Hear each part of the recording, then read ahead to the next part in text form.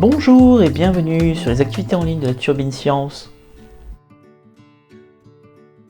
Aujourd'hui, je vous propose de fabriquer ensemble une voiture à réaction.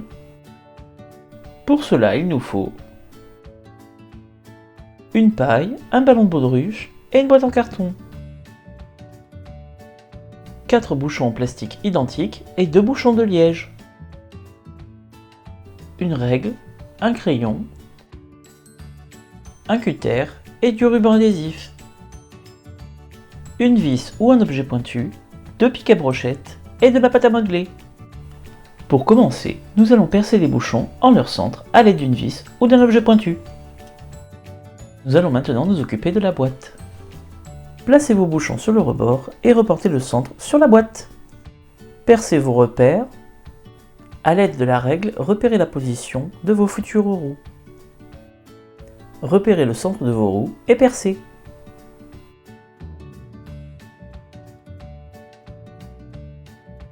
Utilisez le cutter pour découper 8 tranches de bouchons de liège.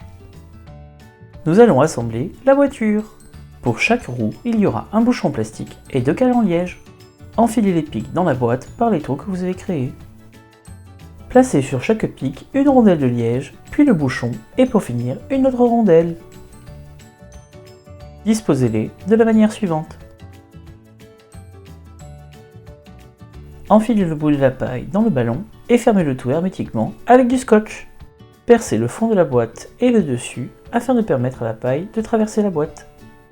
Pour vous aider à introduire la paille, utilisez un crayon, placez-le dans le trou et poussez. Si les pics sont trop longues, je vous conseille de les couper et de placer des boules de pâte à modeler à leur extrémité.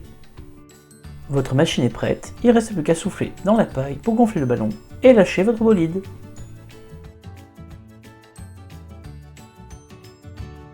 Mais comment la voiture a-t-elle été inventée? L'invention de la roue 3000 ans avant notre ère et la domestication du bœuf et du cheval ont permis d'utiliser la force animale pour le travail et se déplacer.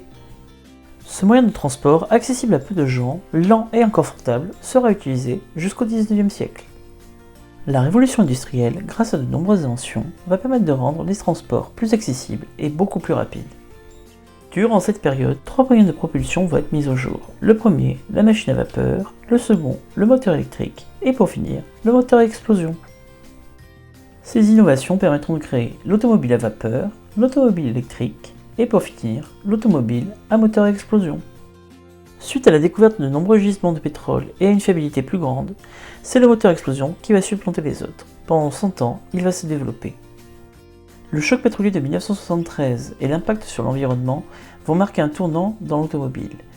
Des recherches ont été menées afin de trouver de nouvelles sources d'énergie en complément du pétrole.